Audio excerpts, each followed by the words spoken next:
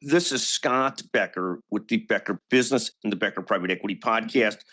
We're going to talk today to David Pivnick, and we're going to discuss turning around teams, whether they be business teams or sports teams, and get some of his perspective on this. David, I'll tee us right up. We'll get right into it. When you look at a struggling team, whether it's in business or in sports, what are the first two or three things that you think about immediately when you see a struggling team? And you've seen it. I've seen it. You and I have seen it at different times throughout our professional careers in business. You and I are partners at the same law firm. We've gone through periods of time where we've seen poorly functioning teams or sub teams within groups. We've also, obviously, we're both big sports fans and have had a lifetime of watching our teams struggle and need to be turned around. What are the first two or things that you think about when you see a team that's struggling? I mean, the first thing I think about, and I appreciate you having me on, is that you're talking about our team struggling when we've got the Illini in the Final Four this weekend. We're not struggling at all, Scott. It's a good time. But on your actual question, the first thing I look at is personnel and resources, and those things are sometimes related, but not always. And I would look at them separately. So with a team from a business standpoint or sports, first thing I'm looking at is personnel and looking at that on two levels. Leadership personnel, that might be the C-suite, it might be the manager or the coach, general manager, but trying to figure out if they're folks who have been in their roles for a long enough time to have had a chance at success, whether they have the ability to drive that success, what their track record is, whether there's reasons to think a change of one or multiple folks there is necessary. And then the second is looking at the personnel, sort of on the field, if it's a sports team or running the day-to-day operations. Could be the practicing attorneys on a matter, practicing attorneys on a team, or business folks running a transaction or running a company. I think that personnel assessment is critical because you can have the right product, the right idea, the right concept, but if you don't have the right people driving it, either boots on the ground or from a leadership perspective, those are going to be places where it can sometimes be tricky to make changes, but it can be very important. The second thing is resources, and personnel is part of the resources, but I think, particularly in sports, there's clearly a very wide gulf between the sort of haves and have-nots in all of the professional sports, even those that have salary caps. It's pretty clear some of the teams spend a lot less than others, and some teams have a variety of things, whether it's their market. People prefer to play in LA than in, I won't knock any cities, but people prefer to play in LA than many other cities. So I think figuring out the resources, whether you have the right facility, whether you have the right equipment, staff, leaders, like everything goes into it, and then putting the money behind it, because I think that's critical. You need to invest appropriately. So I'm looking sort of at those items. And then the third is, are they even playing the right game? And I think that applies to sports and to business. Trying to figure out if you're competing in a playing field, in an environment where you can compete and you can win, I think is an important part of the analysis. And there are lots of teams, rebuilding teams are the easy example, where it's very clear to look at them. And part of the reason they're not successful is, frankly, they're simply not really trying to be successful. If a business is looking to just make ends meet, to pay the bills, or to make a little bit of money, it's not going to have the same success as a business that's looking to really, identify needs and dominate a market. So looking at that sort of holistic assessment of, are they competing in the right game? Are they playing the right sport? And are they playing to win? That's a little bit more esoteric to evaluate, but I think that's an important part of the analysis, because you're not likely, you could hit, strike lightning in a bottle, but you're not likely to succeed long term unless you're positioning yourself for that actual success you're aiming for. But I think that is so right on. And you've mentioned personnel, resources, partly money, and then are you playing the right game?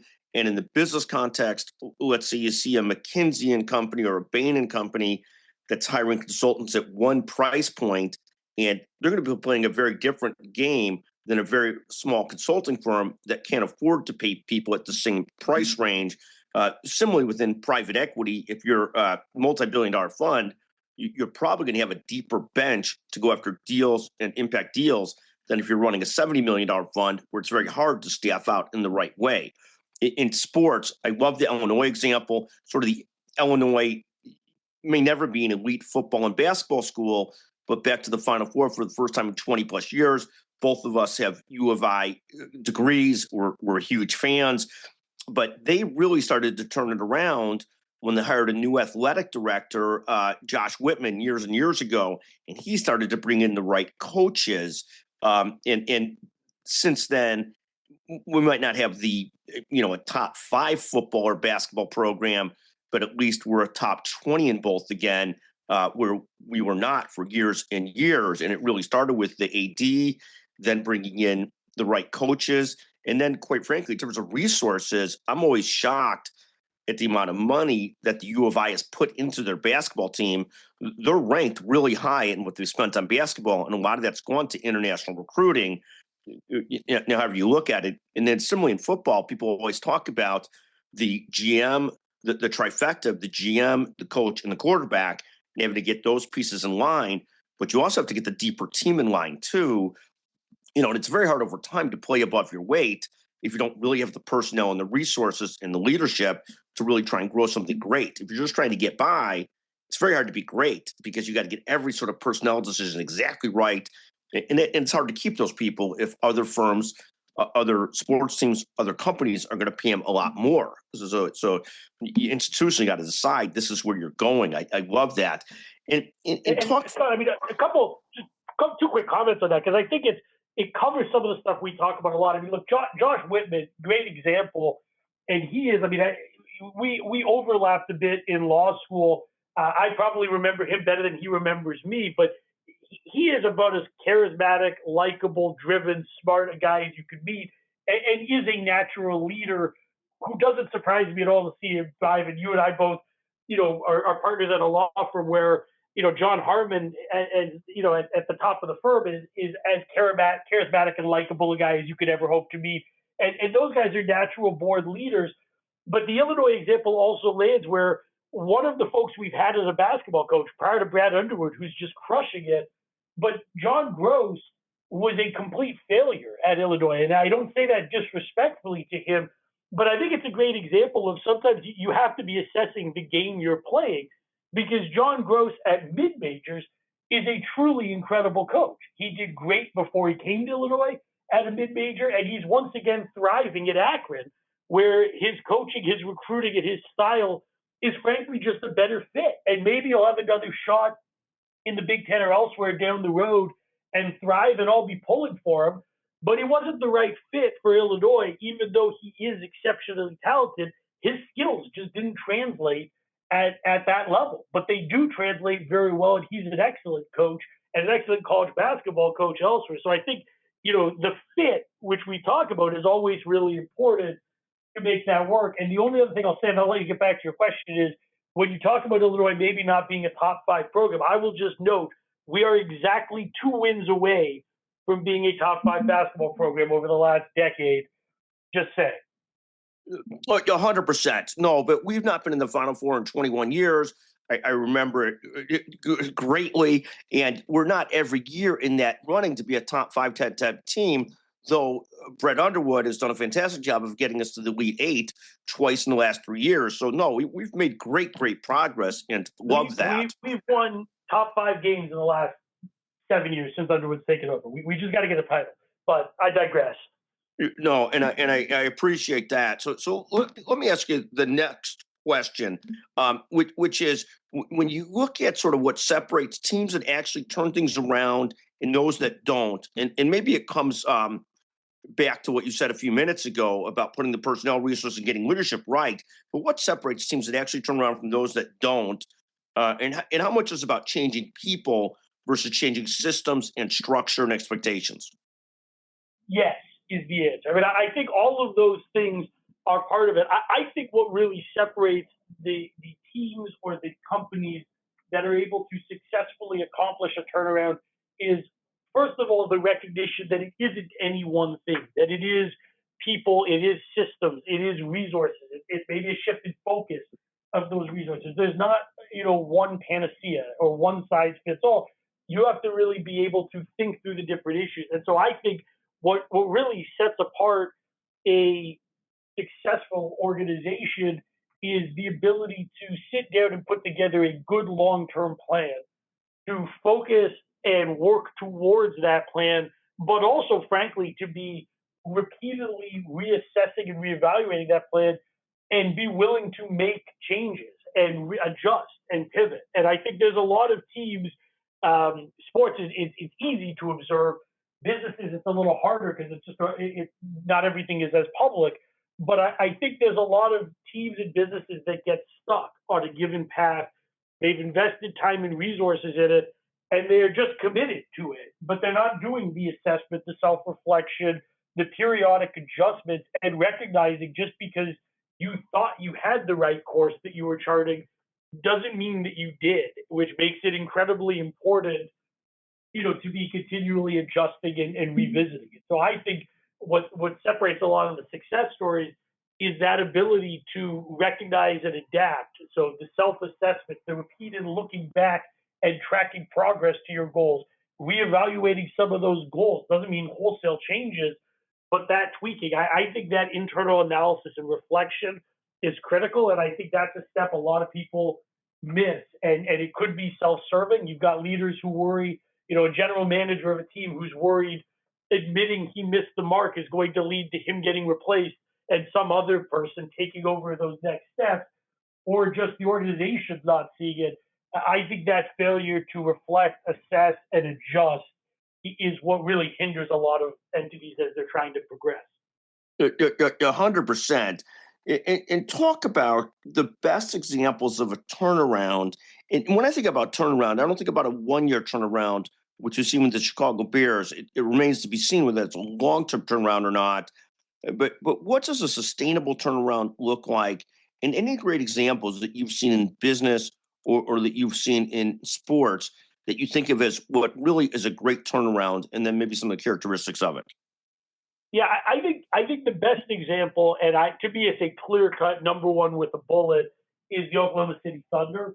That is a team that had, they had put together a really good, seemingly promising championship contending core with Kevin Durant and Serge Ibaka, Russell Westbrook, and James Harden. I mean, they had three guys who have won MVP awards. Ibaka is a great player in his own right. Kendrick Perkins was on that team. Like, really a contending team. They got to the finals and they lost to LeBron James and the Heat, but they were right on the precipice and they couldn't quite get across. And then Kevin Garnett chose to leave and get his titles in Golden State. And Oklahoma City, I think, was sort of left in an awkward spot. And they made some adjustments that were slight tweaks. Some of it was things like bringing in Paul George, and they still were sort of on the precipice of being a meaningful competing team, but they were a step farther removed from where they were. And I think it really took a lot of internal reflection to look at that and say, well, shoot, with KD, we were on the cusp. We're not actually on the cusp now with guys like James Harden, Russell Westbrook. And then even when they had Paul George, and they had MVP level Paul George. And so they brought in the right leaders at both coach and general manager to learn a turnaround. And they did things the right way in the NBA. They tore it down to the studs. They traded Paul George to the Clippers, and that was a great example of asset management. They traded Paul George at his absolutely peak value to a team that was desperate to overpay to get him, the Clippers, because Kawhi wanted Paul George. And the Clippers sent them Shai Gilgeous-Alexander, future MVP, likely multi-time MVP, and 6 first-round picks. It was like an unprecedented haul. But Oklahoma City still didn't put all their chips in. They continued to build methodically. And even now, as they're the defending champions and the favorites this year, there were a lot of rumors they were going to go after guys like Giannis in trade, and they've stayed the course. They've built an incredibly young core.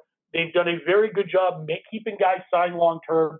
They've had consistency and cohesion in terms of ownership, general manager, president, coach, They've managed to do all of that. They've kept the same roster, and they've kept their stockpile of picks, using them to make incremental adjustments, making a small deal this year, bring in a guy like Jared McCain who bolsters their bench rather than rocking the ship by sending out a much bigger haul to bring in a bigger name who may not fit as well with their existing core. So I think the assessment and recognition of when things didn't work and the need to pivot, the concept of building a long-term plan and then sticking with that plan and making tweaks rather than overcorrecting, they've just done all of it unbelievably well. And I think the number of titles they could win in the next several years is staggering. With the only real thing in their way is San Antonio also has built an incredible young core. But I think those two teams, for the next decade, are going to be dominating the NBA. And in San Antonio, it depends a lot on the health of Victor Wem, right? I mean, it depends on how well he stays healthy. That's really everything there, isn't it? Well, so, I mean, Wemby's health is certainly critical. San Antonio also just got some great luck. I mean, they got the lottery fell in their favor for Wemby. They got a number 2 pick this year, Dylan Harper, who's going to be great. Stephen Castle won Rookie of the Year and fell to them. So they've got an incredibly talented young core too, beyond just Wemby. But you're unequivocally right. Their championship, championship hopes probably rise and fall on his shoulders. But they've built a great young core. They've also made good trades. They just had a lot more luck. Oklahoma City has done more of making their own luck. They haven't had, Chet Holmgren was a number 2 pick, but they haven't had a bunch of top 5 draft picks. They've just had a bunch of other picks that have worked out well, like Jalen Williams and Shea Gilgeous-Alexander they acquired in trade when he was expected to be solid, not a superstar. So, those teams have done it different ways, but are both in very promising positioning. Yeah, no, it's literally fascinating. And when a turnaround doesn't go well, any thoughts there on what you view as sort of like, is it not the right leadership? It's not putting the right pieces in place. It's not sticking to a strategy. And any thoughts on when a turnaround doesn't go well? Why not? Yeah, I mean, I think it's those latter 2 items most typically, particularly in sports, but I think it applies to business. It's not sticking to things is often a problem, and not having the right personnel. And in sports, the not sticking things, not fully committing, I think is what dooms teams more than any other mistake. And it's really tough because, in a lot of these sports, committing to a rebuild and just being bad for years, like the White Sox, it's painful. Your fans aren't going to want to come and watch a bad team. You're making less money in revenue. You end up having the general manager and the manager get fired and turned over a few times during the process. But you really need to commit to it to build a long-term winner, and particularly in a sport like baseball, where players aren't, you don't draft guys who come in on day one to contribute. It's a long-term project no matter how you do it. And with the Dodgers in existence, you can't just go outspend anyone else because they're already outspending you. So I think figuring out that we're looking to sell a long-term vision, figuring out how to present that to stakeholders, could be a board of directors, could be to customers who have to deal with changes in products, could be vendors who have to deal with some changes in pushback on payment terms.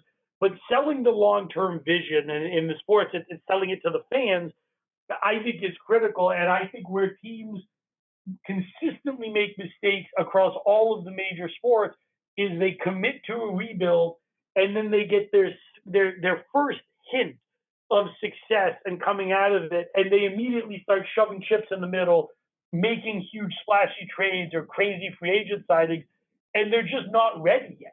And they didn't correctly assess where they stood, and they end up setting themselves back years because they can't recoup those assets, and now they're slightly too good to get the further development and prospects they need, but not good enough to meaningfully compete. So I think timing it and being careful and accurate in your assessments of the market and very importantly of your place in that market or in a sport, in a league, is absolutely critical and is the place people get it wrong most frequently. Right. I mean, if you're the White Sox or the Brewers, or the Brewers went really far a couple of years ago, and Toronto has found so much money to spend to compete in a way that most smaller market teams cannot, or mid market teams cannot. But if you're the White Sox and the ownership groups has a lot of equity in the team, but they didn't start off as maybe that rich an ownership group compared to some others today, they're not going to spend up to $300 million a year in payroll to try and compete. So what are they destined to? Are they destined to try and win 85 games, 90 games, and maybe once in a great while get lucky and slip through to do better? Is that all they can hope for?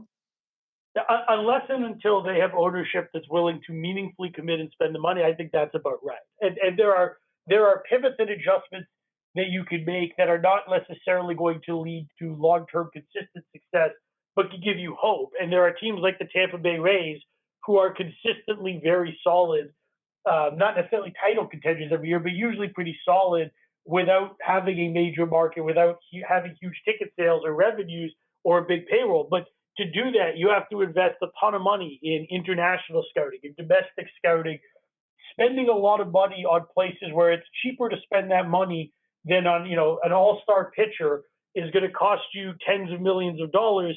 Those scouts are not costing tens of millions of dollars. And so figuring out ways to invest on other levels, on the talent development side, on the scouting side, on coaching and leadership, and then hoarding assets, using your money intelligently to stockpile draft picks, international prospects, etc.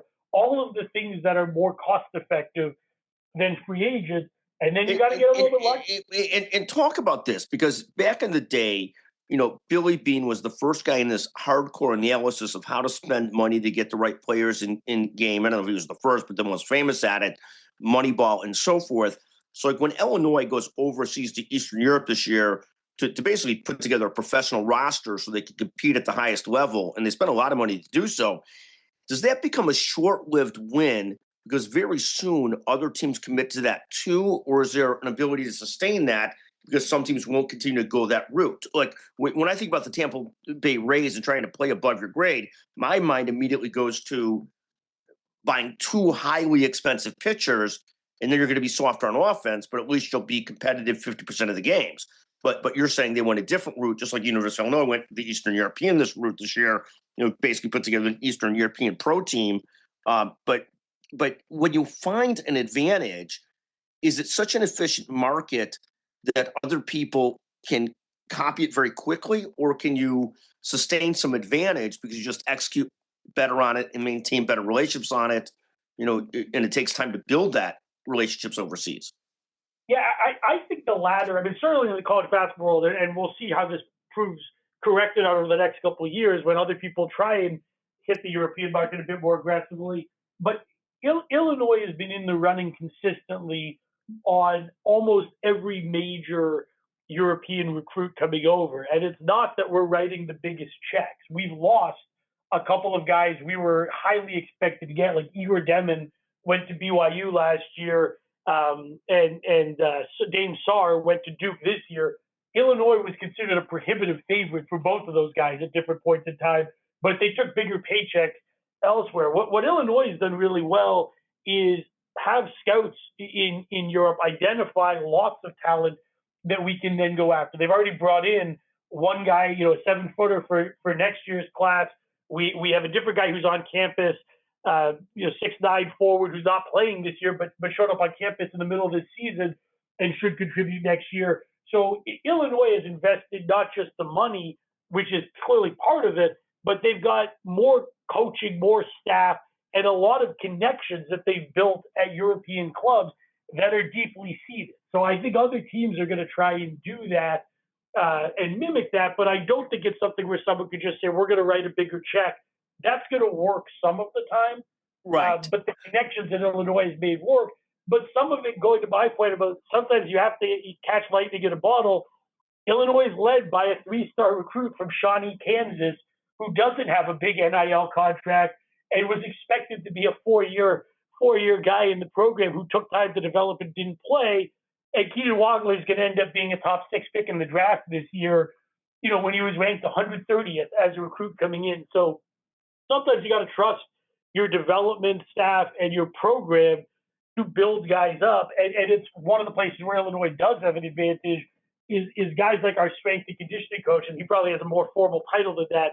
But Adam Fletcher is the best in the business, period. Like, if you look at the players coming in, the physical development of every Illinois basketball player is just absurd. And Coach Fletcher deserves all the credit in the world.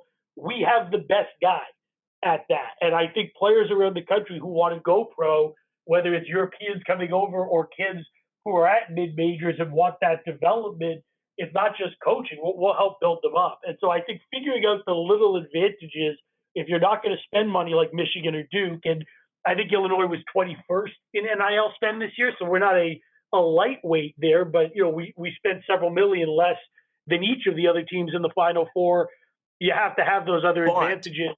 But even though we only spent that on NILs, which is a lot, we spent a lot more on coaching and the other parts of the program that you're talking about than some of these other teams did. I mean, the stats show that in terms of coaches, the scouting network, and so forth. We overspent compared to almost everybody else that was left in the Sweet 16. So it's a fascinating mix of NIL money plus coaching and infrastructure money. I mean, it's both. 100%. I mean, that's 100% right. It really is fascinating. And anyways, David, a fantastic pleasure to visit with you. Both of us, our audience could probably care less, but happen to be Illinois fans who are watching this, and we'll see how it turns out. But overall, just fantastic. Our producer, who is one of my favorite people in the world, happens to be a University of Iowa person, and University of Iowa graduated and did far better this year in the Sweet 16, got into the Sweet 16 than expected, and played really well. So congratulations to Iowa as well. In any event, I can tell you, it's like there's this old adage: if I can't be thin, don't let my friends be thin. If Illinois can't win, please don't let Michigan win. That's all I can say. Thank you for listening to the Becker Business and the Becker Private Equity Podcast. Anybody but Michigan, please. Thank you. We'll go with Illinois this year. Thanks for having me, Scott. Thank you, David.